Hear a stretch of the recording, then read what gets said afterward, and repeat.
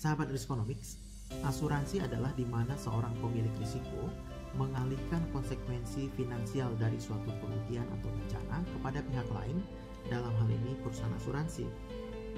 Perusahaan asuransi bersedia mengambil alih potensi kerugian ini karena mereka melakukan pooling of risk, yaitu mengumpulkan risiko-risiko sejenis atau serupa membentuk suatu portofolio risiko. Pooling of risk atau mengumpulkan risiko ini meningkatkan frekuensi kerugian dari perspektif perusahaan asuransi, sehingga perusahaan asuransi dapat melakukan estimasi kerugian yang berasal dari portofolio risiko tersebut untuk waktu tertentu. Perusahaan asuransi sebenarnya tidak tertarik dengan fakta dari risiko mana atau tertanggung mana kerugian itu berasal, melainkan mereka fokus pada berapa kerugian yang harus mereka tanggung secara agregat dalam periode waktu tertentu, misalnya 1 tahun.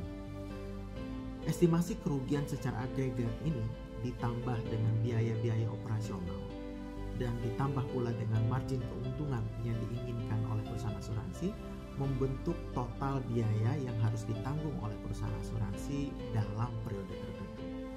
Total biaya agregat inilah yang didistribusikan ke semua nasabah sebagai pemilik risiko yang kemudian disebut sebagai premi.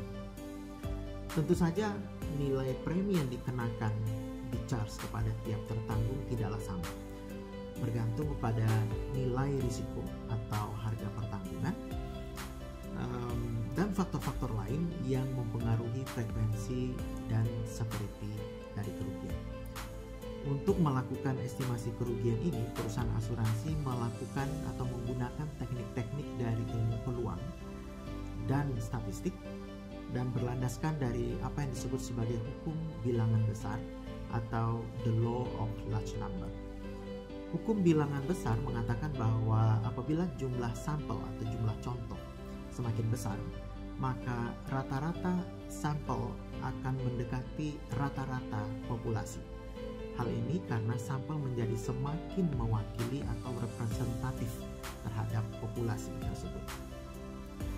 Bilangan besar ini dicapai dengan melakukan pooling of risk atau mengumpulkan risiko-risiko sejenis tadi.